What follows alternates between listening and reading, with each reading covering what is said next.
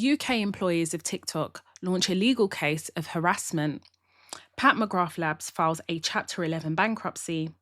And with further releases of the Epstein files, we see how deep and sordid this criminal network and enterprise really goes. BBC TV license fee sets to leverage their relationship with Netflix, and Apple picks Google Gemini over ChatGPT. Journalist Don Lemon has been arrested and released, and Bad Bunny wins big at the Grammys. Basketball Wives Shawnee O'Neal states that Basketball Wives will not be returning. I will give my opinion, and there are so much more things to discuss.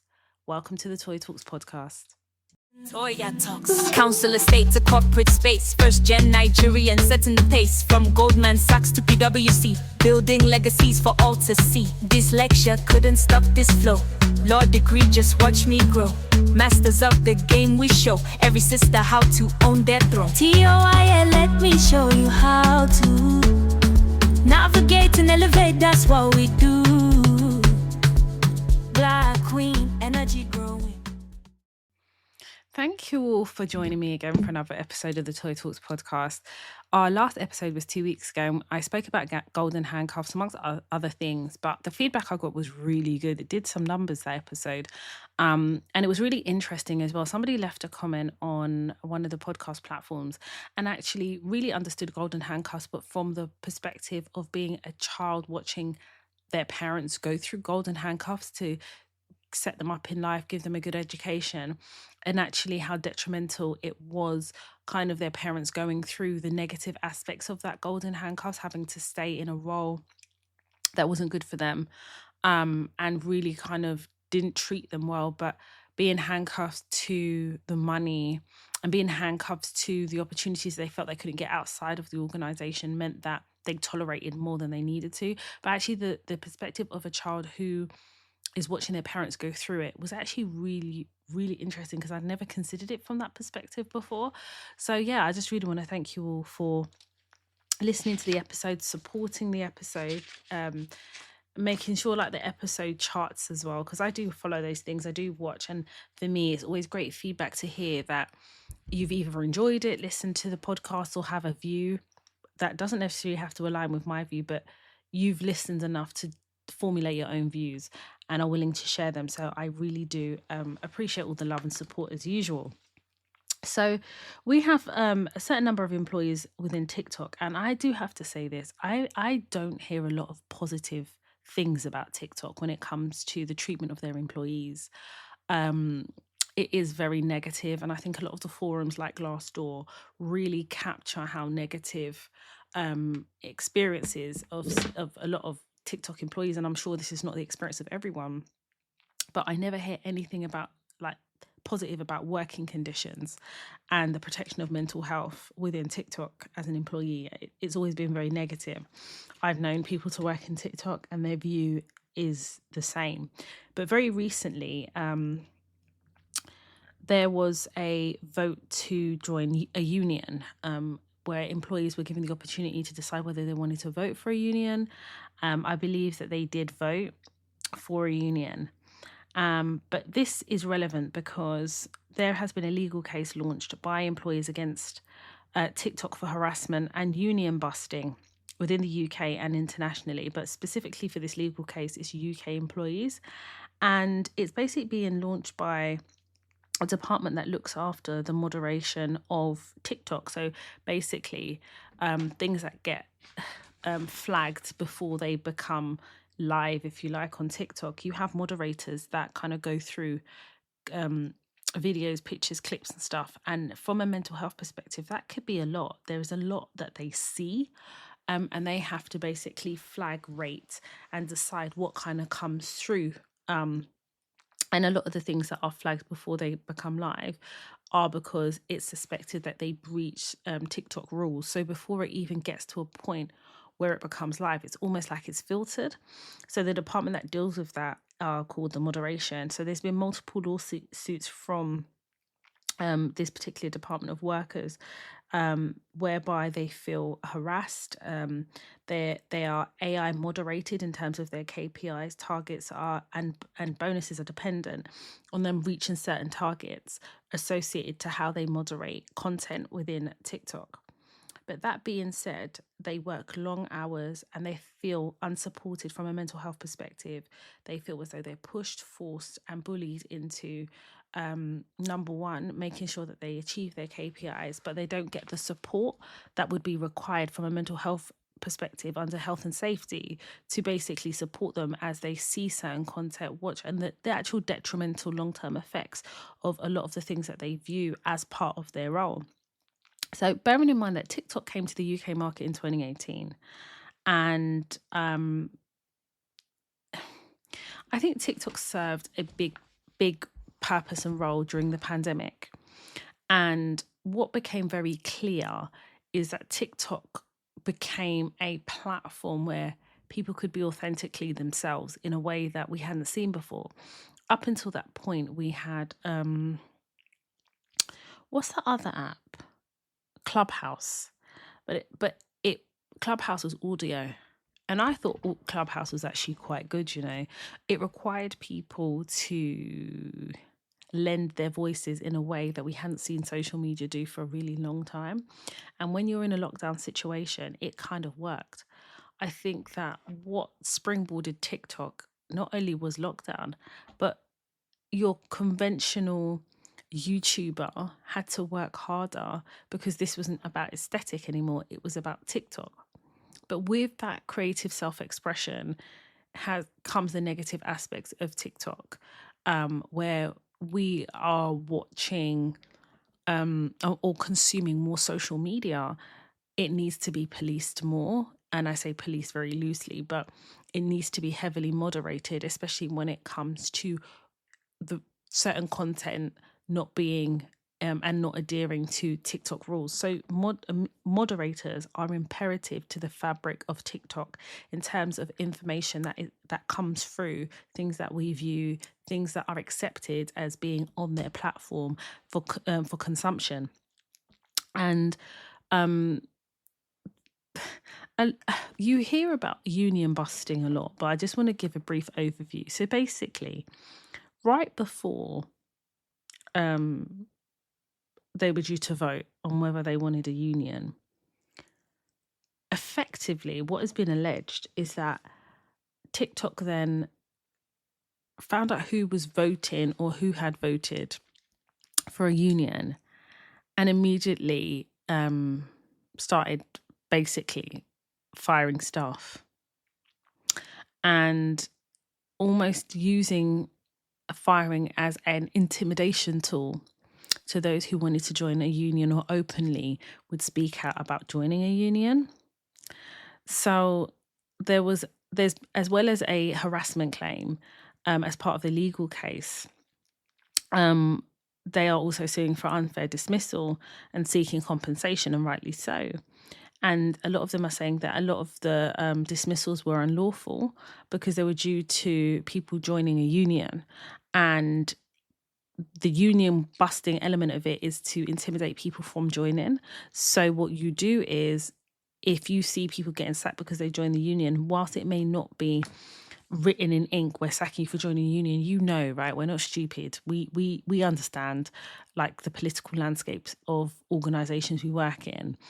And I think it's just gotten to a head now where there is effectively a class action, if you want, for want of a better classification, where now they've mounted a legal case and it's been taken on by a legal firm against TikTok. So I'm going to be keeping abreast of that. And it'll be really interesting to understand kind of what TikTok actually did, what can be proven, and how TikTok defend this, because TikTok have been in the news already from a data perspective. And we know part of TikTok was sold to the owner of Oracle in America, which, remember, there was this whole thing about TikTok being banned in the States because of their access to data. I believe TikTok is a China-owned platform, and America was not comfortable with all of that. So they forced their hand and basically said, if you want to continue operating in America, you sell part of TikTok to a UK to a US based company, or else, if you don't, force this sale, then we'll ban it. Effectively, that's what happened. And I feel like this was the position of the Trump administration. I think there was still some leeway within the Biden administration, but as soon as Trump came into power, TikTok knew they would have to sell part of TikTok. And a lot can be said about data, the use of data, the abuse of data. And it'll be really interesting to see how the algorithm changes from that perspective. But what is true is whether the employees of TikTok are in America, whether they are anywhere else in the country, the experience tends to be the same. But in the UK, the laws are really clear and tight about the treatment of employees, about harassment, about victimization, about bullying, about constructive dismissal. So, how TikTok defend this will actually be really, really interesting from a precedent perspective, from a case law perspective, and also understanding how organizations as big as TikTok are allowed to get away with the mistreatment of their staff. I feel like such things can happen in certain countries where employment rights doesn't always protect their employees, but in the UK, oh no, honey, we've seen a lot of change to the legislation that protects employees more. And I don't know whether this is a shift due to the economic crisis currently in the UK and the employment crisis, which has seen record numbers of unemployment within the last 5 years. I don't know if affording employees more protections is pushed more because of the economic crisis that we face here in the UK. I don't know. But what I do know is this case has been lodged. We will be following it here on the Toy Talks podcast, and we'll be taking the learning lessons. As reported by Black Millionaires _ on Instagram, beauty lovers got some unexpected news this week that Pat McGrath Labs has officially filed for a Chapter 11 bankruptcy and called off a much-hyped auction of its assets. The company, launched by Dame Pat McGrath in 2015 and once seen as a billion-dollar beauty unicorn, had been gearing up to seek bids after a dip in sales and internal strategy changes, but the bankruptcy filing has suddenly changed that plan. Court documents show that Pat McGrath Cosmetics LLC filed in Florida, listing both assets and debts in the 50 million to 100 million range, with a formal claims process now in motion. The public auction that was set for late January after bids were due earlier this week has been cancelled as part of a new direction for restructuring. Sources note that this doesn't automatically mean the brand is closing. A Chapter 11 bankruptcy petition typically lets a company keep operating while it reorganizes finances and works through options to stabilize. It's so interesting because we're seeing a lot of Black-owned companies and businesses really struggle or go through a liquidation process, are bought out, and then they manage out the incumbent CEO or founder of that organization. It's Pat McGrath as a her beauty products are really interesting because I really supported kind of the hype of that brand, because when you see a Black woman in the beauty industry killing it the way Pat McGrath was and still does, it really allows you to understand how much space really is for us in an industry that's been dominated by our white counterparts or brands that don't recognize the variety and shade ranges that would be inclusive of Black women. So the brand itself really shook up the beauty industry in terms of the color ranges, the products, the longevity of the product, especially the foundation, and actually the story that sat behind the brand. I was one of those people that bought the foundation. It didn't actually work for me, but what I did appreciate is another Black queen shaking up the beauty industry, and we hadn't seen that much noise, or at least I hadn't experienced that much noise within the Black beauty industry from that perspective since Fenty Beauty, to be honest. So just having another option as a Black woman has been amazing. Now, whilst that Chapter 11 bankruptcy has been filed and they're reorganizing and figuring things out, we need to bear in mind that Pat McGrath herself is actually developing a makeup line for Louis Vuitton. So it can't be all bad. But what is interesting is understanding why they're having financial issues, and it could just be poor planning, dip in sales. I haven't seen anything innovative from Pat McGrath for a long time. Like, there hasn't been like changing products, expanding the product line, improving the existing products. I haven't seen any of that. But all of that costs money. And actually, if there is no demand, then there'll be no sales that would justify further reinvestment to develop. I get that. It would be a shame for the brand to disappear. And whilst they are reorganizing, strategizing, and maybe looking at the finances, I think what will be interesting is how that evolves and how that ends up. Because when I now think about makeup, I don't actually think about Pat McGrath, and I don't know whether that's because the foundation didn't work for me. But what I do know is, you've got Danessa Myricks, for example. Danessa Myricks, let me tell you, my fellow Black queens and allies, let me tell you this. Danessa Myricks, her tints, listen, all her products, even down to the blushes, are amazing. Absolutely amazing.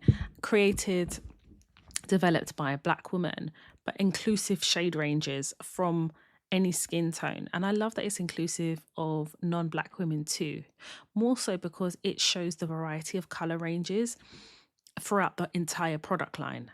And I love that Danessa Myricks' line challenges you to consider like other products. So like when it comes to blusher, I'm a MAC raisin babe through and through. I would never think to put like a pink, but the way Danessa Myricks' pigment of her products and actually how it blends and interacts with other products like its skin tints and stuff like that, I have seen like an upgrade to my foundation. It's not even foundation. I keep calling it foundation, but it's skin tint. I love that it's buildable. I love that she has a setting spray. I love that she has a balm, a primer. I love that she has tools in terms of like brushes and things like that. I think Danessa Myricks has also utilized social media to kind of as marketing. And I love that Danessa Myricks does a lot of masterclasses. I know Uche recently led a couple of masterclasses for Danessa Myricks and teaches you how to use their products. And honestly, it went amazing. I think something I love about Danessa Myricks is she's not trying to keep up with the bigger brands. It feels like she's definitely in a lane of her own. And as awareness of Danessa Myricks grows, I'm hoping that she learns maybe from some of the mistakes from Pat McGrath Labs. Because again, that's another, Danessa Myricks is another Black owned created business that is inclusive of as many people and shades as possible. So for me, I just kind of feel like Danessa Myricks works, the formulation works, and I like the steady scaling. It's not in your face. I do think there needs to be a bit more awareness for Danessa Myricks because a lot of people don't even know the brand exists. And I'm telling you now, if you hate foundation or find foundation irritating to wear, especially over the summer, go and have a look at Danessa Myricks. I've got my makeup thing here, but I can't open the drawer without just making a noise. But she has this skin tint. It one comes in a tube, and I don't know what the tube's called. And then they have one in like a compact, and I use the compact more like if I'm going out. I'll use the tube skin tint if like like I'm going to the office or my daughter has a play day or I'm running errands.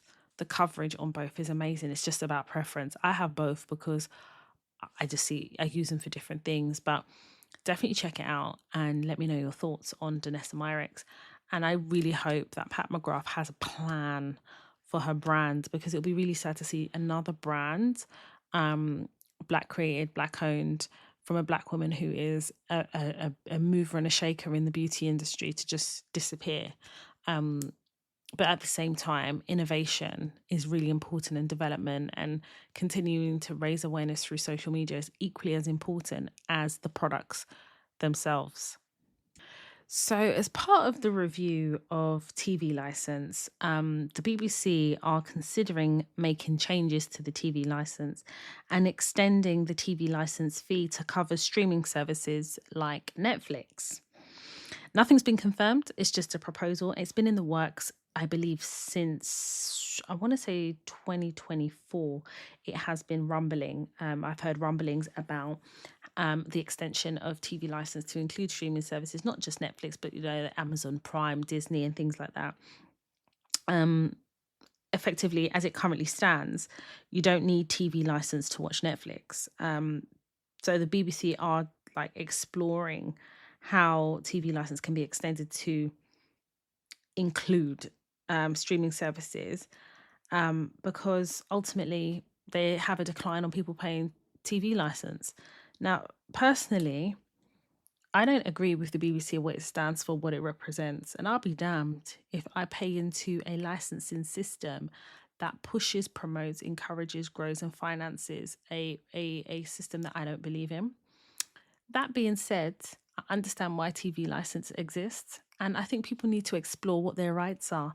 If somebody purporting to be from a TV license knocks on your door, they don't have a right of entry, by the way. I'm going to see if I can find a link on TikTok where they have people actually have a script of what you need to say. But first and foremost, if they already have your name in the system where you used to pay it before, you don't pay it no more, then they're more likely to enforce or utilize the information they have to launch an investigation to see if you actually have TV license, even if you cancelled it in the past. If you have never had TV license before and they don't have your name on the system, they would have to, number one, find out who you are in a particular property. And then they would have to have reasonable belief that you have a TV or watching TV or whatever, and then be able to prove it and then get a warrant. So it's not a process of, hey, let me in your house. It doesn't work like that. And whilst people may conventionally not watch the BBC, for example, the BBC are understanding that maybe out of 10 houses, at least 8 of them are going to have Netflix or another type of streaming service outside of the BBC. And it's harder to prove somebody has a TV than it is to prove if somebody has a streaming service that they're utilizing, because with Netflix, they recommend shows to you. They can only do that because they have access to what you watch, clearly, because you're on their platform. So if they have access to what you watch, they can prove you watch it, and you're paying for it monthly. So if BBC basically get their wish, that's guaranteed revenue for them, because so far as you have Netflix or Amazon Prime, you're going to pay, and they will make it as mandatory. So you can't even access any of that content from streaming services unless you've paid the TV license. Whether Netflix or other streaming services will agree to it is one thing. But if the BBC gives them, like, I don't know, 10% of what they earn or any type of profit share, we're fucked. We're fucked. Because I don't know about you all. My streaming services are Netflix, Disney Plus, Paramount Plus, Apple TV, Amazon Prime. I think I might have said that already. What else do I watch? Yeah. And within those streaming services, so like with Amazon Prime, you can get other things like Hey You, MGM, Lionsgate, Paramount. Do you understand? So I'm already in deep in this streaming service ecosystem. So if the BBC get their way in terms of TV license and extending it to streaming services and incentivizing these streaming services to work with TV license, that is going to be an additional expense to how we live our lives. This country's fucked. You know what? I just want to understand. So you have to pay a license to watch TV. But if you don't watch TV, because I don't watch TV, by the way, the TV we have in our house is not working. I need to replace it. My daughter broke it when she was like 1 year old. She was playing with the remote and it's just never been the same. So I think next month I'm just going to replace it. But the point I'm making is I don't even watch TV. I watch those streaming services. I watch shows. I watch movies. Well, not movies, more so series. But what is that license? Where does it go? Why are we paying it? Like, what does it signify? How does it improve our watchability? What do we get out of it? I'm going to watch this space. I'm going to continue to report on this, by the way. I say report, but do you know what I mean? Because after a long day, hustling, bustling, navigating, strategically trying to understand where our place is in the workplace, and you want to unwind with a TV show, you're now having to think where you're going to find the money that will continue to increase every year. And they could literally increase it as many times as they want. As soon as they attach it to streaming services, we're all fucked. So it's within our interest to understand how this is happening. Please sign the petitions. If you see a petition against BBC TV license, sign them. As long as they're legitimate, obviously, this is your personal details. But you know what I'm trying to say? Like, I feel like this country, like, we take a lot of shit. Why are we not speaking to MPs? Why is it not a parliamentary discussion about what the fuck TV license is? The money that they make already, where the fuck is that going? And how does it benefit us as the people that pay this TV license? You can't just throw money away. We get taxed to the nines, literally knickers to the wind every time you get your pay slip. Every time Rachel Reeves so much as opens her mouth, yeah, she farts an increase. And then you want to add TV license that becomes now an obligation because of a streaming services.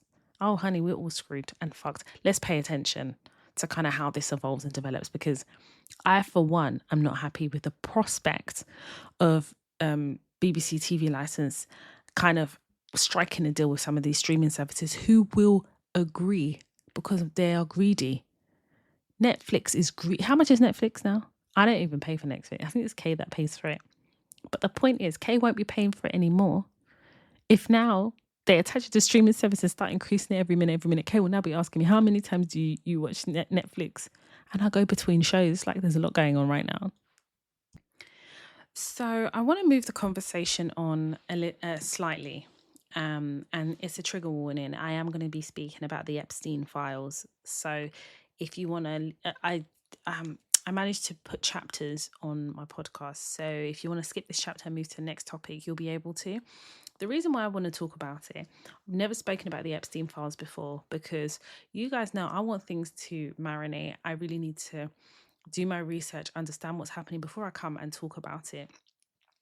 I want to talk about it on a number of levels. I think the first is just so that we're aware of what's going on, because an informed mind is an educated mind.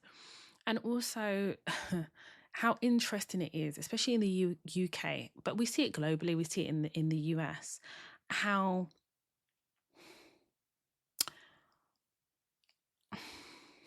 I'm proving like this because it's a big topic to cover, because a lot of the things that are coming out through the Epstein released files, if it ever, God forbid,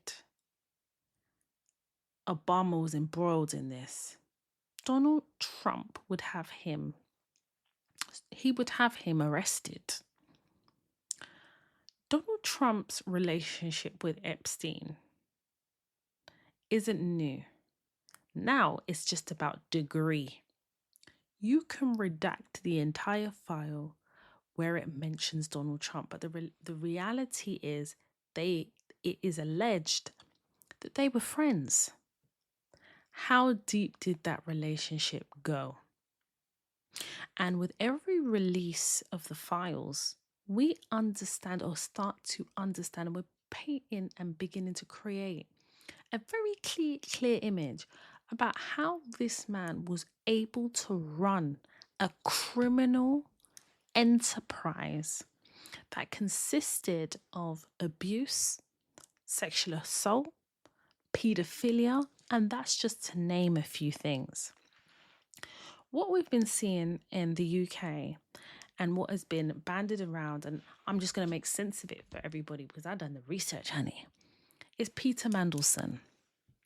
Before I get on to Peter Mandelson, I just want to mention that as recently hot off the press as, Bill Clinton and Hillary Clinton are going to be testifying to the House of Oversight Committee as part of the panel's investigation into Jeffrey Epstein.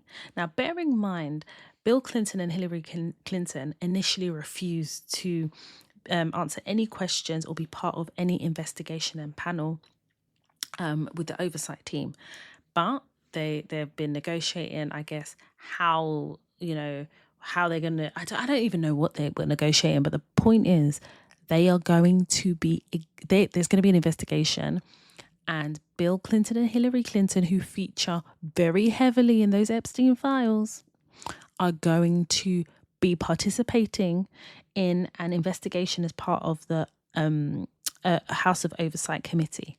They have requested, same committee has requested that Andrew Mountbatten, because y'all know they just dethroned him and his titles. They've asked him to come to America and I don't even know, what would you call it, cross-examined, examined, investigated, but basically answer questions that the House of Oversight Committee are going to have for him as part of this Jeffrey Epstein investigation.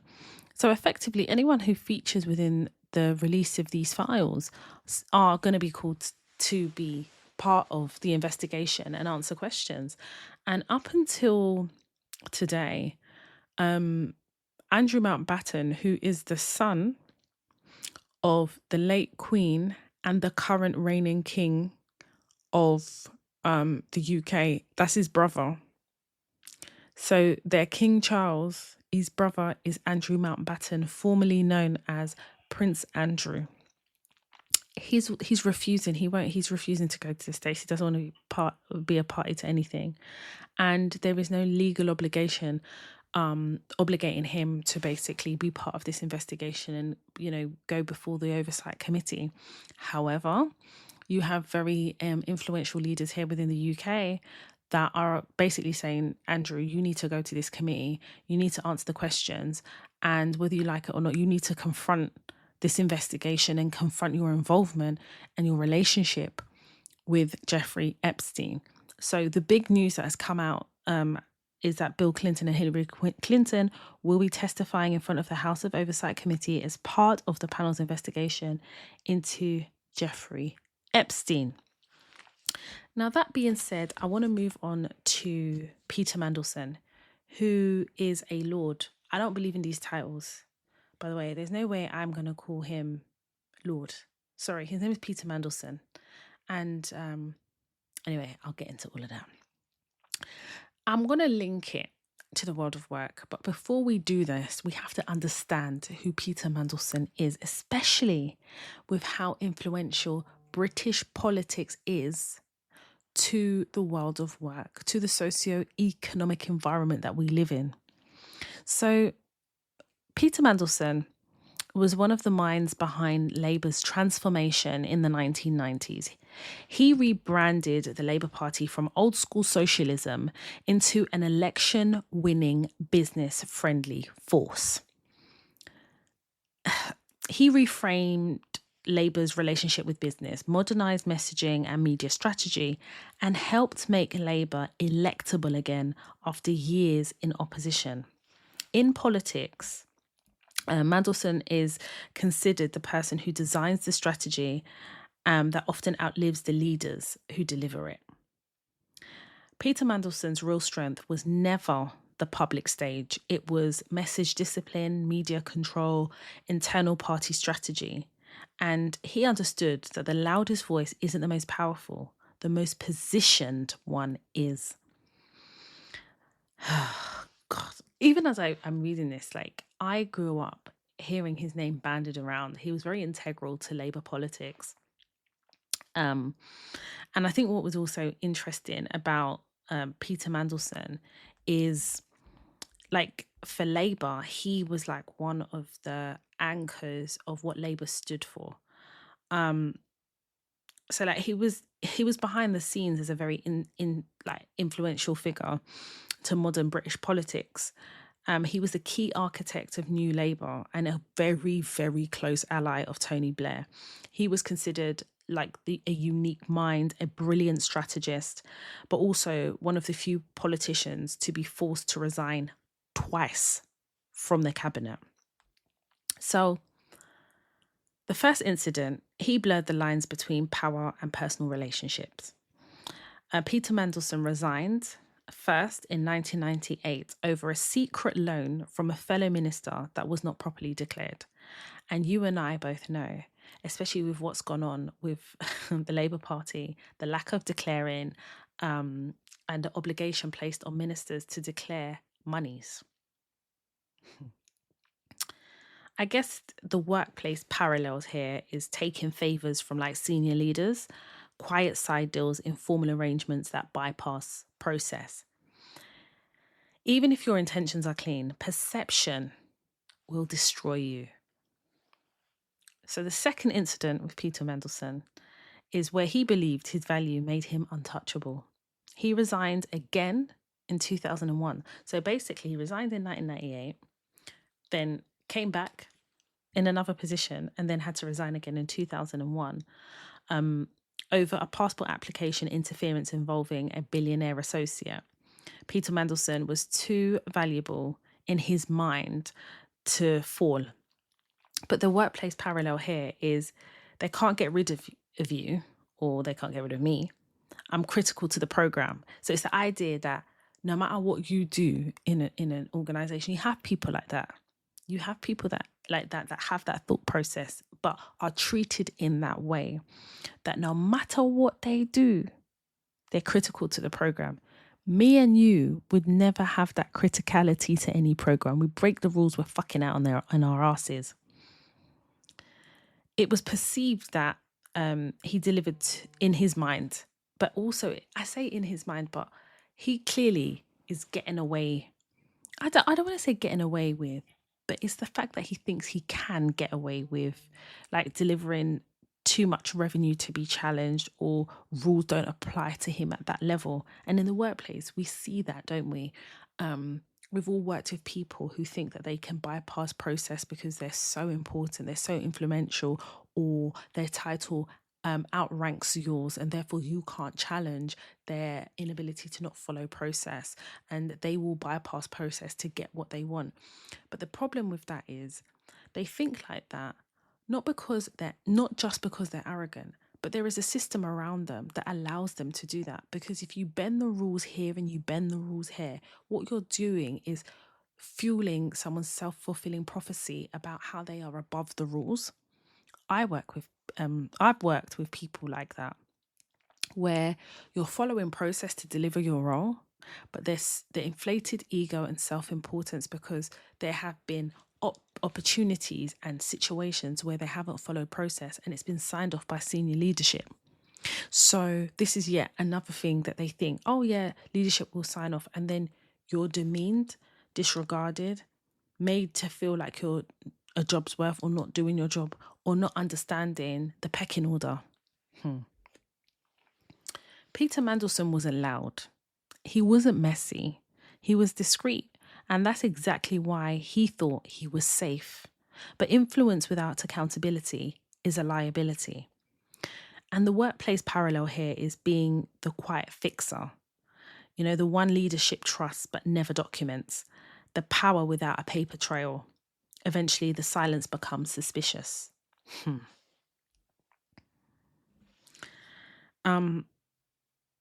But the bigger lesson with Peter Mandelson, and I'm just giving you the background here, is that it's not about corruption. It's actually about judgment with Peter Mandelson. He wasn't stupid. He wasn't reckless in the obvious way. He was just too comfortable.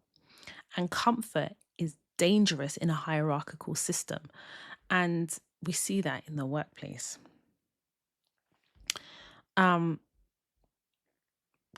opens doors, but integrity keeps them open. And the higher you rise, the quieter your mistakes need to be, or they'll echo louder than your wins. I want to compare, before we bring it to the present day with Peter Mandelson, the reason I'm setting the scene is for you all to understand that he has a long rap sheet of not following the rules. Yeah, he has a rap sheet that basically says that because he's needed as a strategist, as a mind, he's an integral fabric of the Labour Party. He will resign and come back, resign and come back, resign and come back. Do you think that any black politician could do half of the things that Peter Mandelson did and come back? Are you fucking kidding me? But let's talk about it. Because I feel like it's only an uncomfortable conversation if you're not comfortable with the truth. And it's more than seeing Peter Mandelson as a villain. But his story exposes something that black women already know instinctively. We already know this. The rules are not applied equally, but the consequences often are. I'm going to repeat that. The rules are not applied equally, but the consequences often are. So the uncomfortable truth. Mandelson made mistakes. He bent judgment.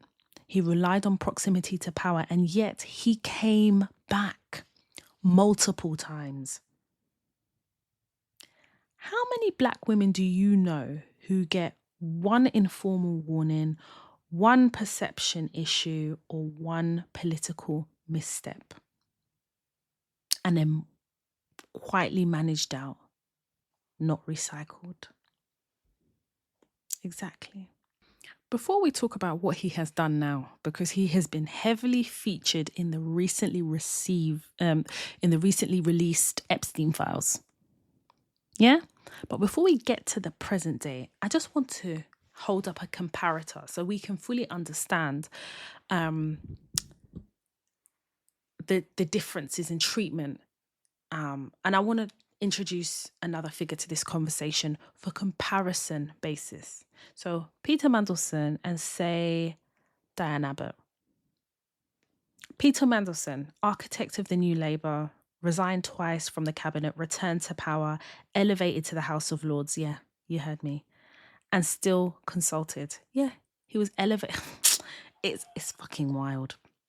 And then let's compare him to Diane Abbott, the first black woman MP, decades of service, and one public error, and the response was swift, public, and punitive.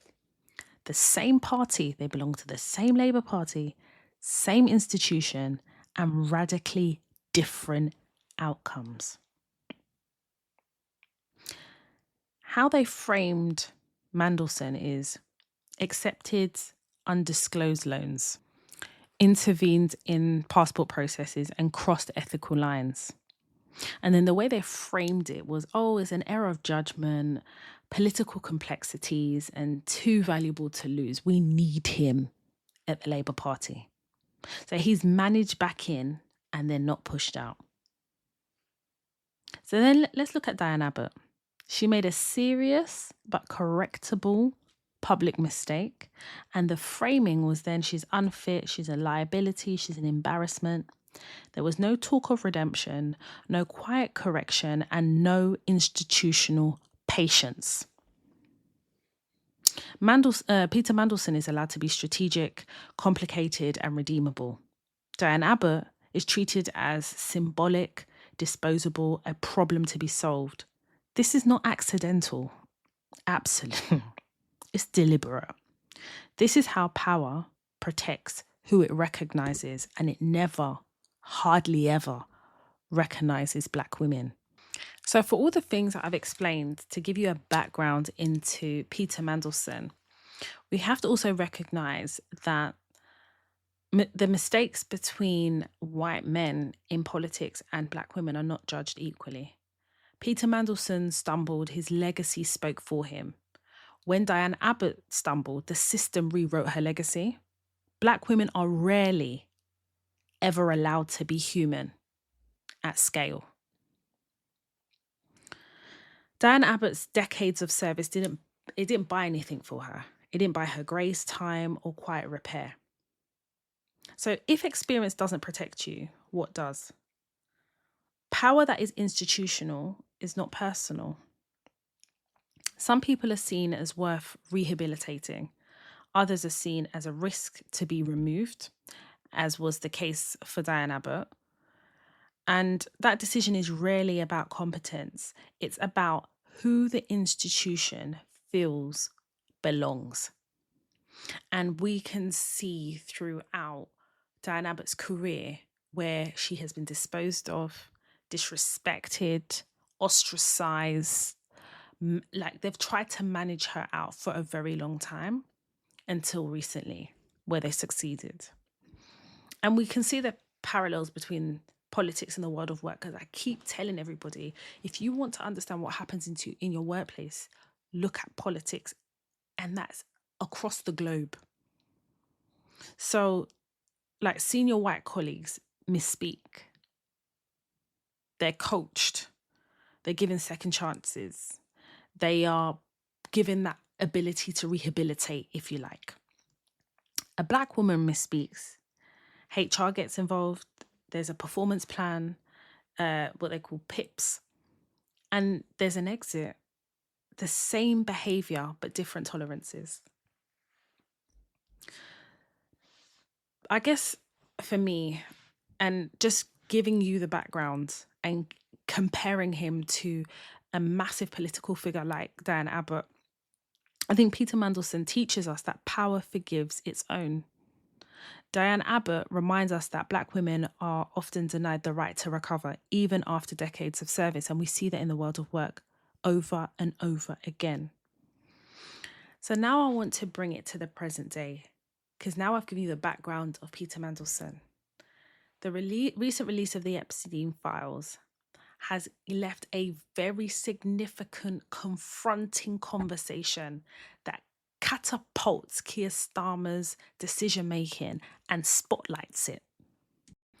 So in 2024, Keir Starmer, the current Prime Minister of the UK, announced that Peter Mandelson would be made the next British ambassador to the United States. And this role is considered one of the most senior and strategically important diplomatic posts in the UK because of the relationship, or the special relationship as it's referred to, between the US and the UK. Now, remember, Keir Starmer is the Prime Minister, but this was also supported by the current Foreign Secretary, who is David Lammy, and you already know that Matt. Let me not even get into David Lammy, because Toya, leave it. So they justified this decision, which obviously it's Keir Starmer's decision, but they justified it because the choice for them was about a long-term experience within the government. They said that Peter Mandelson had experience in foreign policy, trade, and economic issues, especially at a time when the UK wanted to deepen its relationship with the US, with the Biden administration leaving, and now the new Trump administration coming into power. Now, with a few months ago, we had another release of the Epstein files, and it made clear the relationship between Peter Mandelson and Jeffrey Epstein. And this continued well after 2008, after Epstein's conviction. The fact that Peter Mandelson continued his friendship relationship with Epstein, it called his position as the ambassador to the US in disrepute. He had to step down from that role. That was all very recent, by the way. Now, at the core of what was released recently about Peter Mandelson, there's email correspondence not only indicating the closeness of their friendship, but expressions of support towards Epstein after his conviction. And there are questions about whether Peter Mandelson shared government or policy-related information with someone who should never have had access to it. And this information was shared during Gordon Brown's prime ministership. There's also a claim of financial interactions linked to Epstein and connected accounts, which Mandelson disputes and says he does not recall, which, it's always convenient. They don't recall. So obviously, as more gets released, I think then we'll see how deep this goes. There's been no allegations that Mandelson participated in Jeffrey Epstein's crimes. The issue is judgment, association, and governance, not criminal conduct at present. However, I can tell you that there's a police investigation that was launched today that looks at whether there was a breach of the Official Secrets Act, because the passing of information that has been alleged in these emails between Mandelson and Epstein. Obviously, Mandelson's been removed from his role as the ambassador to the US. He's also resigned from the Labour Party, and he has stepped down from the House of Lords because he has a lifetime peerage. So even though he stepped down, he still have his peerage. But now they're looking at, I think Labour are looking at how they can remove a peerage without having to go through the process of, like, there's a whole long process, which is weird. Like, this country loves a title, so you're willing to give a lifetime peerage to somebody without the parameters of how they operate in their peerage. So basically, there has to be legislation passed to remove someone's peerage. This is how deeply entrenched in titles this country goes, where there's no perimeters and boundaries of how people use their peerage and represent that particular peerage. Like, there's no, like, basically it's a free-for-all once you have it. And this is what I'm saying. I feel like the UK are also complicit in Mandelson's arrogance of feeling like he's formidable. When you give people unfettered access and rights, especially when it comes to power, what the hell do you think they're going to do with it? They're going to abuse it.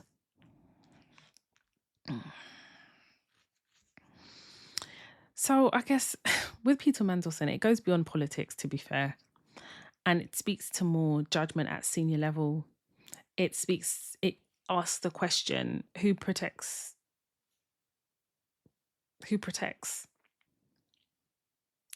Like, the powers that be will protect. Because if you really think about it, if this had been a black man and these issues dating back 2008 that are causing him to resign, do you think he could ever pick up office again, talk less of being the ambassador to the US? Are you crazy? In this England. But then I do feel like when we think about the world of work and things like that, it's a reminder of the power structures and the hierarchical nature and the toxicity that exists where power is not managed and process is not followed, and where there is a complete disregard to order, in that there is no consequences. You think somebody's so integral to a business and so important to the fabric of an organization that you continue to give them a blight, an unfettered right and access.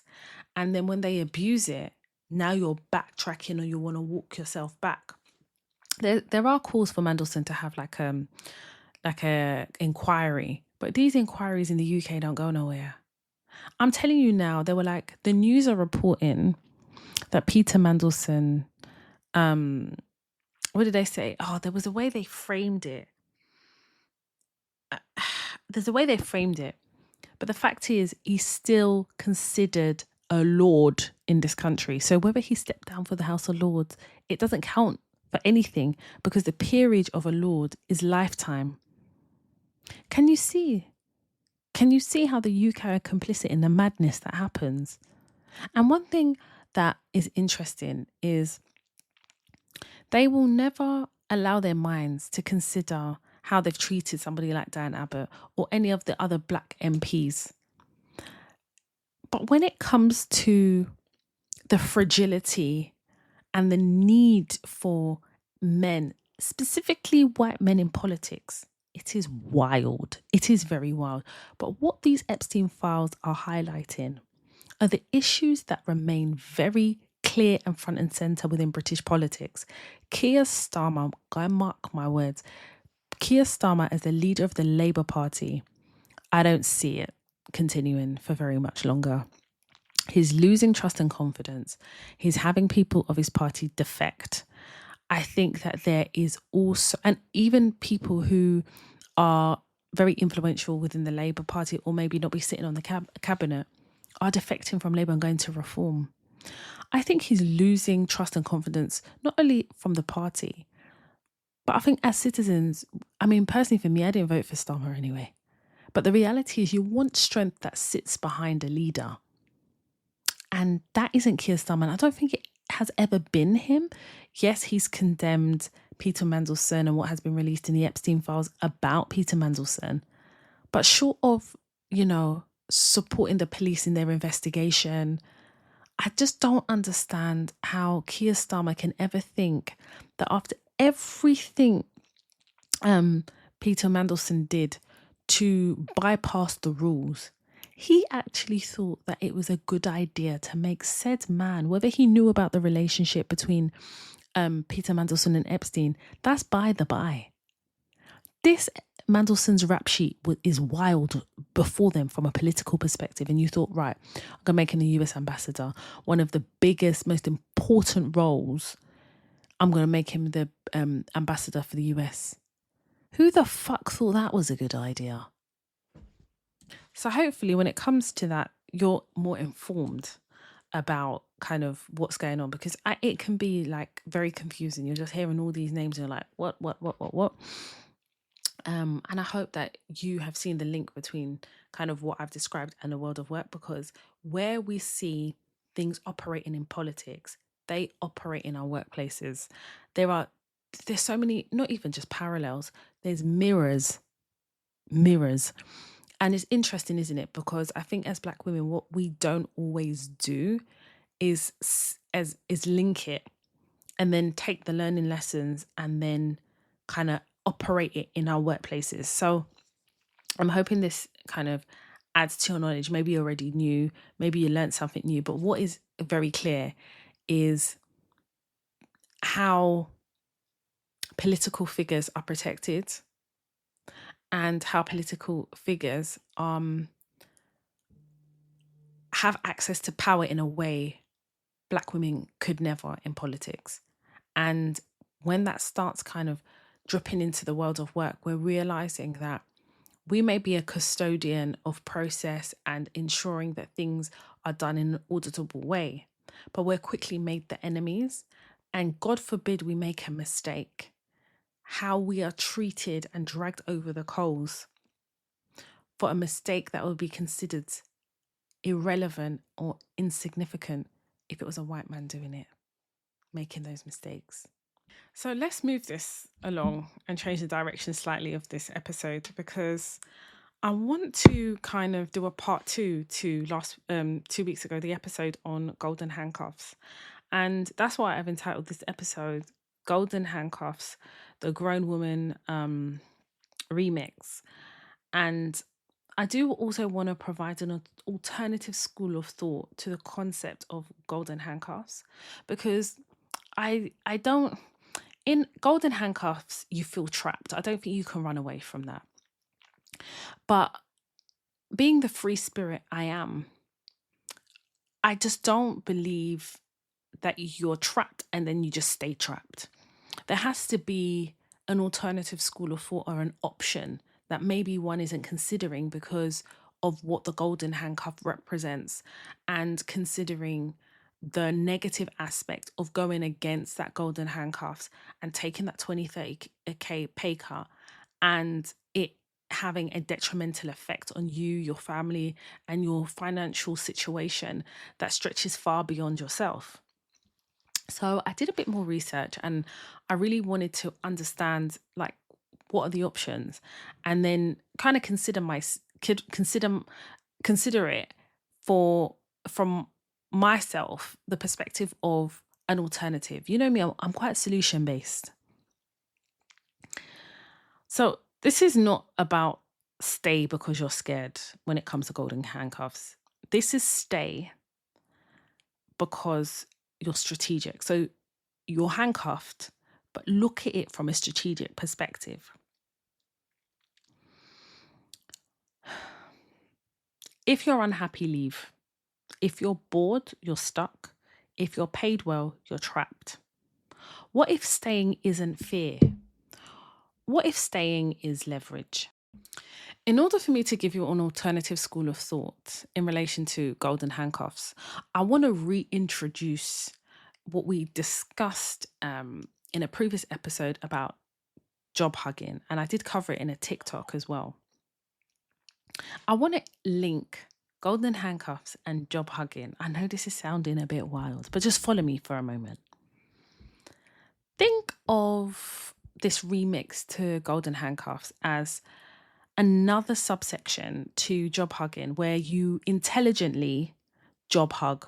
So you're not running towards comfort. You're not running away from fear. You're staying put to extract maximum value. So think of reputational capital, for example, cross-functional exposure, strategic projects, relationship equity, which people don't talk about that enough, and internal mobility opening up organically. So I'm not hugging my job because I'm scared to leave. I'm hugging it because it's feeding me options. You shouldn't leave a job, whether you feel handcuffs or not. But you shouldn't leave a job when the market is contracting, not expanding as it is now. You're still learning how power actually works in the organization you're in. Your name is starting to circulate without you pushing.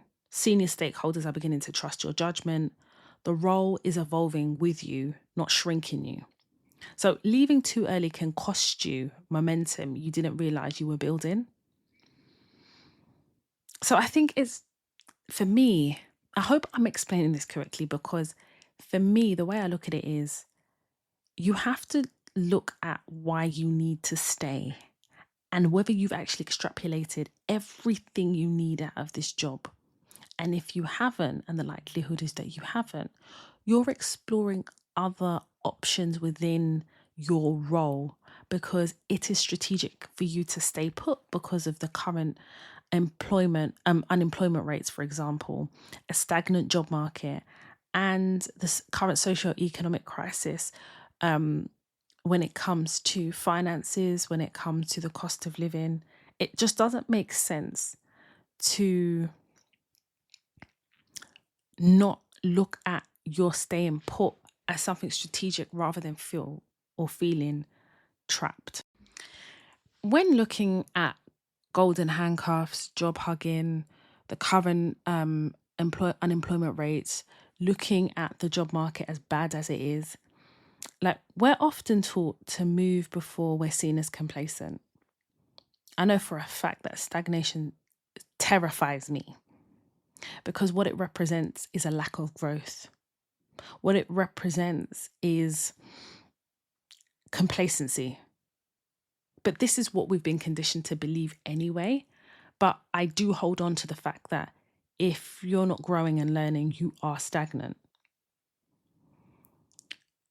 I know as a Black woman, I fear being labelled as comfortable because comfortable doesn't represent growth. And a lack of growth represents stagnation, no movement, a lack of building.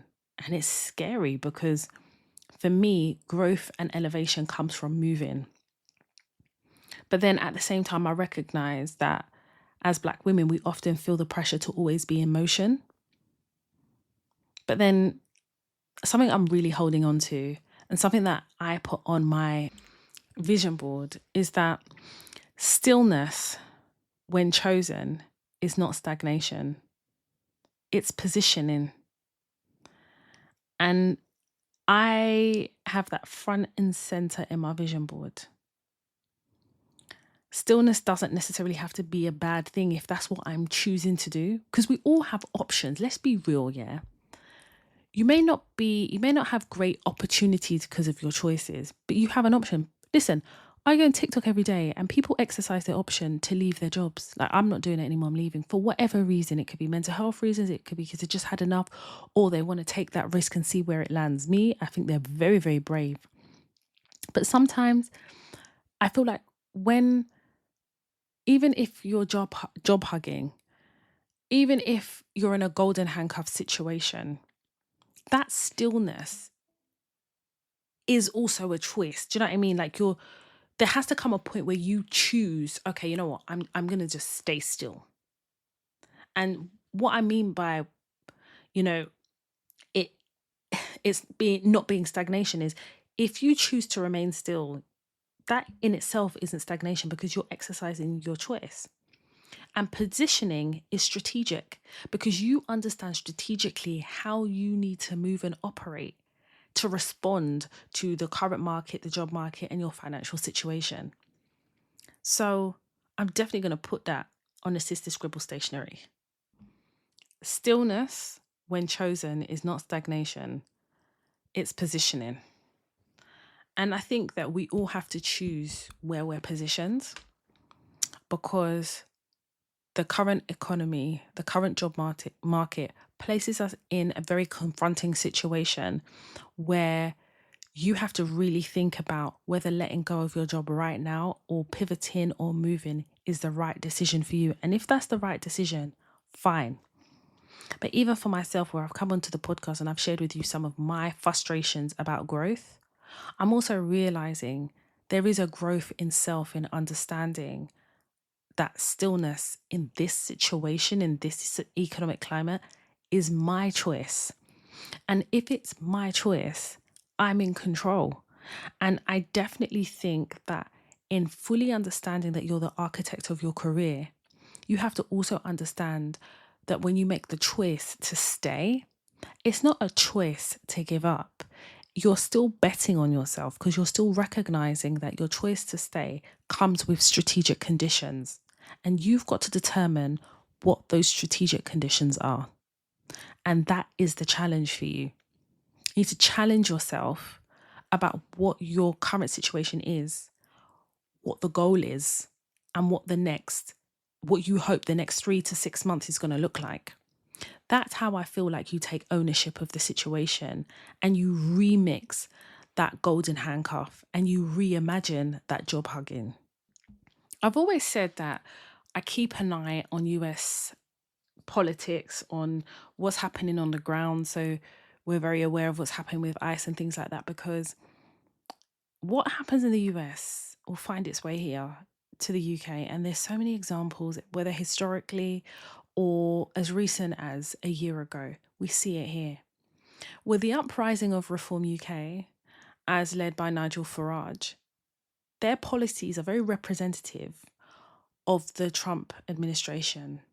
What the hell do you think is really going to happen if Reform UK take hold of this country and run this country? What the hell do you think is going to happen? Let me tell you what's going to happen. A mirror image of what we see happening in the United States. We will have our own version of ICE here in the UK. We will see, like, some of the scenes that we've seen in America.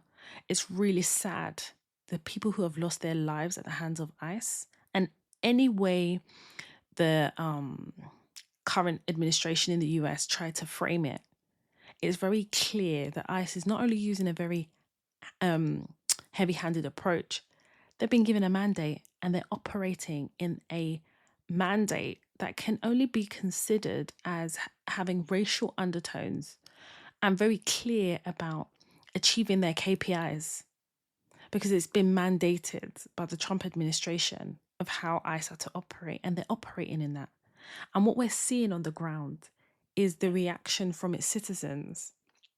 I wouldn't call it an uprising. I'd say act of defiance from its citizens.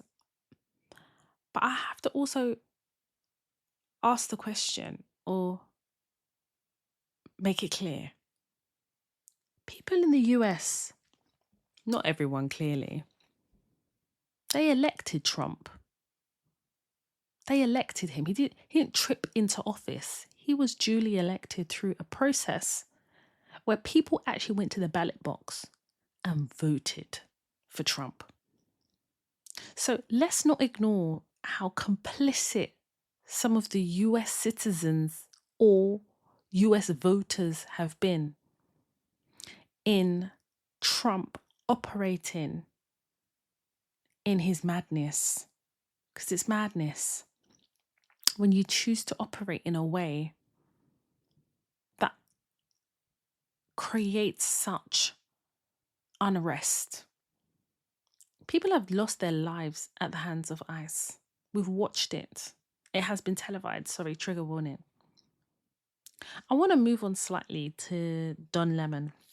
He's a seasoned American journalist and former CNN anchor. Don Lemon was arrested by federal agents in Los Angeles on federal charges that relate to his coverage of a protest that happened in January 18th at City's Church in St. Paul, Minnesota. A church where an ICE immigration enforcement official also serves as a pastor. The irony. How can you be an ICE enforcement agent and a pastor? How does that work? Can you see why I always have a problem with the church? Can you see? So Don Lemon was taken into custody after US authorities indicted him about 2 weeks after the actual protest had taken place. Protest actually took place. He's been charged with conspiracy against civil rights.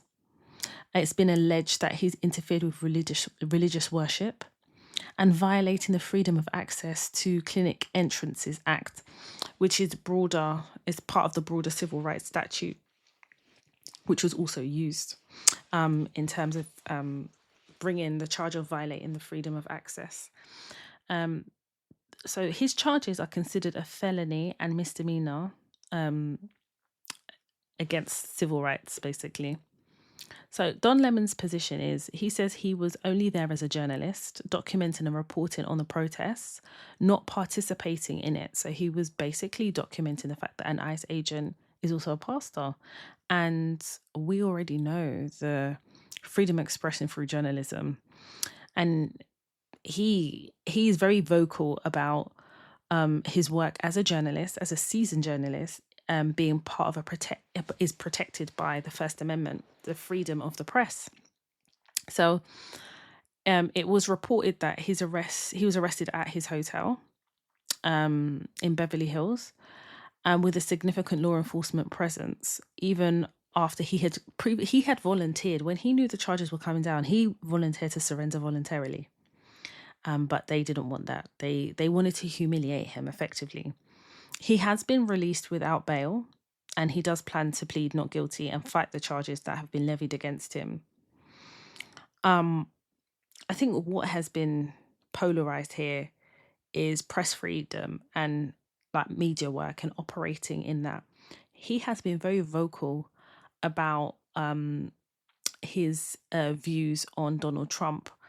I don't know how much of that has influenced these charges or influenced what he's been indicted for, but I do have to mention that.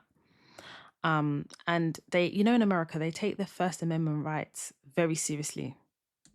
But this does open up the conversation about freedom of expression at work, where journalists often walk a line between reporting and reporting the truth, and the legal risks. Like, how do workers in other fields like activists, academics, corporate whistlers, so whistleblowers, how do they face like similar challenges? What are our rights versus responsibilities in professions tied to public discourse? And that's quite interesting because in America, I feel like they have a lot more protected rights than in the UK. I feel like in the UK, there is freedom of the press and freedom of expression. But I just feel like when I read the legislation that covers freedom of expression as a protected right for journalists, it just seems a lot tighter. How they're going to continue to formalize charges against Don Lemon, I don't understand. It doesn't make real sense to me. It just seems personal. And I think that when you're looking at like the boundaries that exist between professional duty and legal risk, I think we then look at how politics plays a part in that. So, is there a professional duty to report if it aligns with like the political aspirations of the current serving government versus kind of reporting on things that, yeah, there is a legal risk, but you still do it for the freedom and protection of the press? The reason I also find it really interesting is in the UK, we're very clear about how the press reports certain things here. So even on the Epstein files, even the narratives that are being pushed, the language that's being used, especially when you have the press that are a bit more biased towards the current serving government. And the current serving government happens to be now the former party that Peter Mandelson was the anchor to. So I think as things continue to progress in the United States, especially with journalism and how it's reported, it'll be interesting how that translates here in the UK, where the press here is not just, reporting on the news or the LBCs of this world. It's also social media and how the algorithm allows us to have that freedom to express in the same way it's a protected right in the US, albeit whether you're a journalist or not. So, yeah, I wanted to bring that here. And you know me, I'm going to sound the warning. And I just pray that, we, number one, that the Reform UK do not become the political party here in the UK that runs this country. Because once that happens, I believe it's a downward spiral. I apologize, my baby monitor's on and my daughter does speak in her sleep. Yeah, it'll be a downward spiral here in the UK. And I'd be terrified to see the images that are coming out of the US here in the UK. But if this country continues to push the agenda of Reform UK, we will see if mirror images of what's happening in the US, and it doesn't make for comfortable viewing. How many of you watched the Grammys this past weekend? For me, I watched the highlights. I can't sit through all of that. Tiana Taylor looked absolutely amazing. And it's interesting how, like how the Grammys have evolved, how the categories are constructed. That's an episode for another day. But someone who caught my attention, and I really wanted to kind of like mention it here, more so because of his political his political stance on kind of what's happening in America, is Bad Bunny. So the artist Bad Bunny, his real name is Benito Antonio Martinez Ocasio. He hails from Puerto Rico, Bayamo. I hope I've pronounced that well. And if I haven't, please feel free to correct me. We're all in a process of learning. But he worked in a supermarket. He worked shifts, and he basically used to drop SoundCloud tracks at night. He didn't study music. He studied visual storytelling. So he controls sound, image, and culture. Painted nails, skirts, calling out toxic masculinity, as reported by Founders Wealth Circle. What's really interesting for me is how Bad Bunny has become like a global phenomenon. He blends reggaeton, Latin trap, pop, and experimental sounds in ways that resonates across cultures and languages. He consistently tops global charts, including multiple #1 Billboard albums without singing in English. His work speaks to universal themes like love, identity, memory, and celebration, making music transcultural for audiences worldwide. He really redefines what it means to be a global superstar, and his streaming numbers speak for itself. He uses his platform to speak out, and I think that's what I find so amazing about him as an artist, is that he's not just a performer, he's also seen as a voice of his community and broader immigration rights issues. So at the Grammys just gone, he used his acceptance speech to denounce anti-immigration rhetoric and ICE policies in the US, really echoing like broader calls for compassion and human dignity. His political statements align him with other artists, and he really advocates for immigration and human rights. So his influence isn't just cultural, it's political, it's social, And you can definitely draw parallels here to how artists in Black and other marginalized communities use visibility to push change. And Bad Bunny does this for the Latin community, but also speaks more widely about immigration. But I love how he's using his platform as a Latin artist to really push for change, highlight issues. So he's going to be doing like the halftime. He's the headliner for the halftime Super Bowl, which is massive in the US. And basically, he will then become like the first solo Latin artist to headline the Super Bowl halftime show, which is huge. And apparently it's meant to be fully Spanish-led performance, which I think is amazing because he's not compromised on who he is, his culture, the genesis and the nucleus of who he is. And I love that. Like when I really research his story, like him as an artist, he's a very highly principled artist, and he's a very talented artist at that. Yeah, I mean, he teaches about representation mattering and cultural and how culture and identity intersect, and obviously the art of performing and being an artist.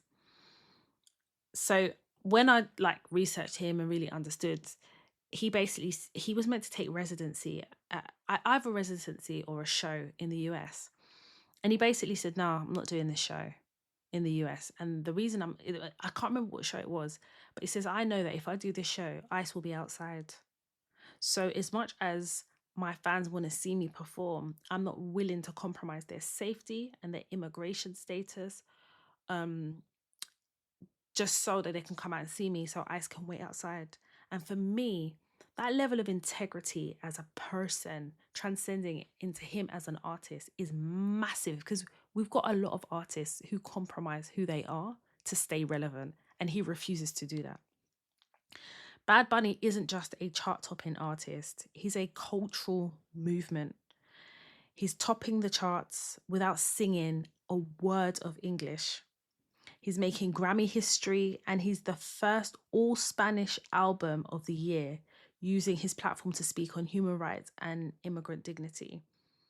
He's also reshaping what global music looks like. And this year, the fact that he's headlining the Super Bowl halftime show is a massive milestone that reflects how Latin culture now stands at the center of global entertainment, especially because how ICE has been pitted off against the Latin community in a way that I feel like we definitely have to talk about, because yes, ICE isn't just, affecting the Latin community in terms of kind of the rhetoric and mandate.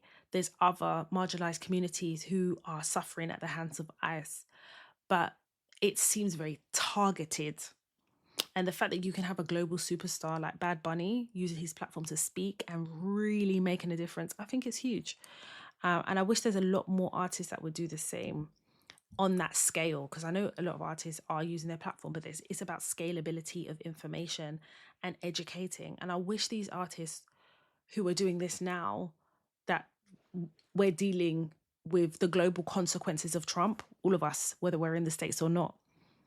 But this also should set a precedent to using our voice before we enter these situations. And this is why I'm using my voice here on the podcast before we enter the situation of Reform UK in the UK, because that will be catastrophic for humanity here in the UK as we know it. It's that serious.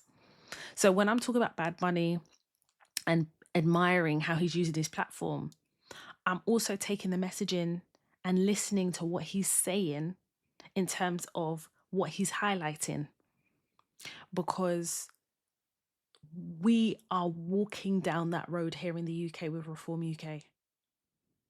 Please, educate yourself, understand your voting power, and continue to understand the level of influence you have as a voter. I'm saying this as somebody who doesn't believe in voting, but I believe in not voting for Reform UK. So if I have to find Green Party, maybe I'm more aligned with, I'm going in that direction.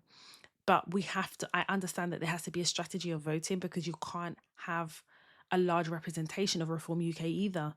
But with all the defections from previous MPs from both major parties, the Labour and the Tories. We are in a very precarious situation here in the UK. And if the US is a backdrop of anything, it's a warning sign of what we don't want to see operating here in the UK. I'm going to round up this episode. There was still some stuff I wanted to talk about Apple and Google Gemini, but I can leave that to like the next episode. And there was also an article that I saw about clock watching in the world of work, but we can get into it in the next episode of the Toy Talks podcast. But listen, I hope you learned something. More importantly, I hope this these conversations on various topics hits your group chats. Share the podcast. Knowledge is power, but you have to be aware that the knowledge exists. So as much as I release podcast episodes, I am hoping that the call to action is also people discovering the podcast organically, or you sharing the podcast, or you reposting my posts on social media that relate to the podcast. Because for me, it's not just knowledge being power, it's the awareness that knowledge exists or that information exists. And I'm hoping that this podcast, this episode, feeds into that knowledge, feeds into that education, because as much as I deliver it, I'm also learning when I'm scoping out these episodes as well. So I'm hoping that transcends and it's shared with you all. So please share, please repost, retweet. Follow me on social media, Toya_Washington or Toya_Talks. Also on TikTok, Toya Washington, which is all one word. Please, when you listen, if you can, leave a comment on your podcast platform that you're listening to the podcast on, because it helps me a lot. And I enjoy delivering the podcast. I enjoy educating. I enjoy learning. I have had also some dilemmas as well that we'll be reading the next episode. I've responded to, but I will be reading here on the podcast, because there is a lot going on in the world, and often I see emails that come through in the mailbox and I'm just worried, but I am also happy that at least there is a safe space that we've created here on the Toy Talks platform where we could talk about various things. And whilst I talk about politics, I talk about entertainment, social things that are happening, it all leads back to the world of work, because that's how we are affected by these things that are happening outside the world of work. Anyway, I'm going to leave it there. If you have a work-related or life-related dilemma, your anonymity will be protected. Email us the subject dilemma. Email us at hello@toytalks.com. If you're interested in sponsoring an episode, or you're interested in sponsoring a brand, whatever it is, email hello@toytalks.com. I am considering in conversation with and open, as long as it aligns with the ethos of what the Toy Talks podcast stands for. Thank you all for listening. I appreciate you all. Thank you for all your comments. Thanks for reaching out to me in the DMs and reminding me how important the podcast is to you, for you, and has been in your careers. My name is Toya Washington, and you have been listening to the Toy Talks podcast. TOIA, let me show you how to navigate and elevate, that's what we do. Black queen, energy growing, no fantasy, just real talk. From classroom dreams to boardroom walk. Black woman power, watch it shine. Breaking barriers, redesigning time. From Tottenham roads to CEO, every step teaching what we know. Not just surviving, but thriving more. Opening every closed door. Toya Talks. Toya Talks. Toya Talks. Black queens to the top, and we're still going.